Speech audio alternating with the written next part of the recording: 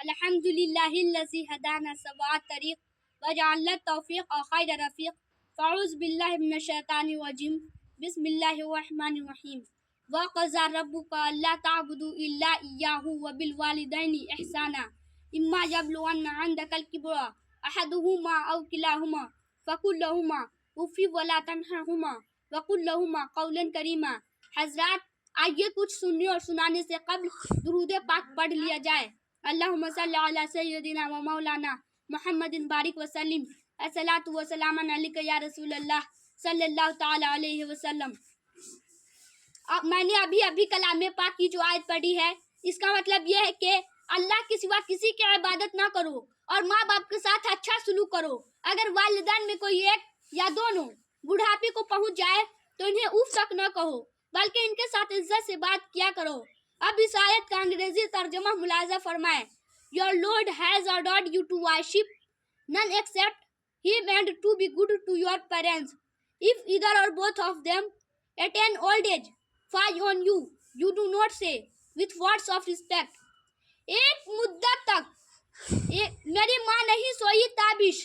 ایک مدت تک میری ماں نہیں سوئی تابش. میں نے ایک بار کہا تھا مجھے ڈر لگتا ہے. میں نے ایک بار کہا تھا مجھے ڈر لگتا ہے. میں نے کھائی تھی سفر میں روٹی ماں کے ہاتھ کی. میں نے کھائی تھی سفر میں روٹی ماں کے ہاتھ کی. باسی ہو جاتی ہے لیکن بے مزہ ہوتی نہیں. باسی ہو جاتی ہے لیکن بے مزہ ہوتی نہیں.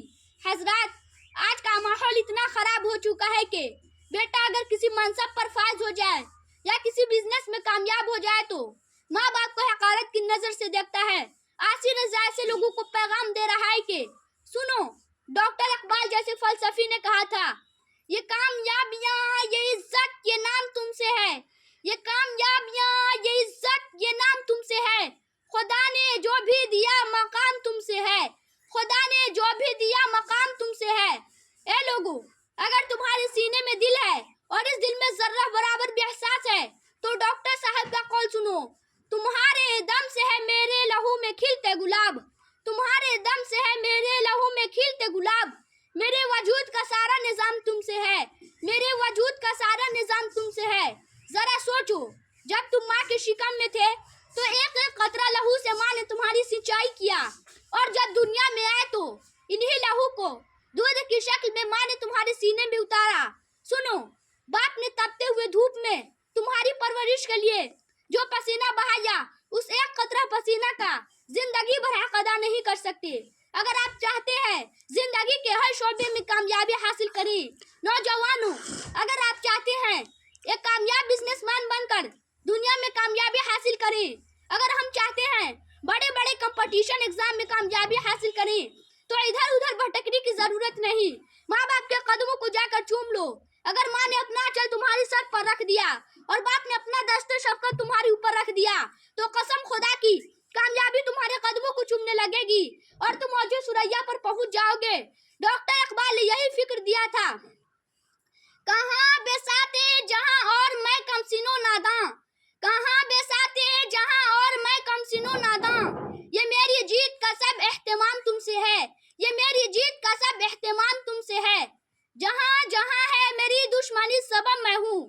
جہاں جہاں ہے میری دشمنی سبب میں ہوں. جہاں جہاں ہے میرا احترام تم سے ہے. جہاں جہاں ہے میرا احترام تم سے ہے. نوجوانوں، ایک چھوٹا سا بچہ آپ کو پیغام دے رہا ہے کہ ماں باپ کے دل کو تکلیف نہ پہنچاؤ، ورنہ اگر ماں کا دل دکھتا ہے تو عرش اعظم کا اپنے لگتا ہے. زمین عرض کرتی ہے مولا مجھے اجازت دے میں اس شخص کو ہمیشہ کے لیے نگل جاؤں. چرندوں پرند اس کے لیے بد دعا کرتے ہیں. سنو، ماں باپ کی آنکھوں سے گرنے والے آنسو بارود بن کر تیری دنیا کو جلا ڈالے گی. اگر ماں باپ خوش ہے تو تمہارا سماج تم سے خوش ہوگا. اگر ماں باپ خوش ہے تو تمہارا دوست تم سے خوش ہوگا. اگر ماں باپ راضی ہے تو سب تم سے راضی ہو جائے گا. اب مجھے کہنے کی اجازت دی جائے، اگر سب راضی ہے تو رب تم سے راضی ہو جائے گا. اب آپ لوگوں کے سامنے ایک ایسی حدیث پاک پیش کرنے جا رہا ہوں جسے سننے کے بعد ایسا لگے گا جیسے مدینے کی گلیوں کی سیر کر رہے ہیں. سأل رجل یا رسول اللہ من احق بحسن صحابتی قال امک قال ثم من قال امک قال ثم من قال ابوک سامعین محترم، ایک شخص نے پوچھا یا رسول اللہ مجھ پر حسن سلوک کا سب سے زیادہ حق کس کا ہے؟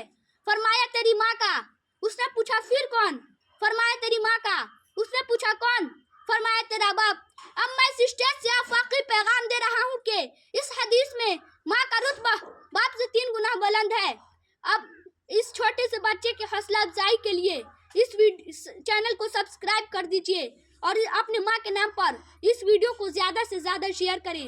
وما علینا الا البلاغ۔ السلام علیکم۔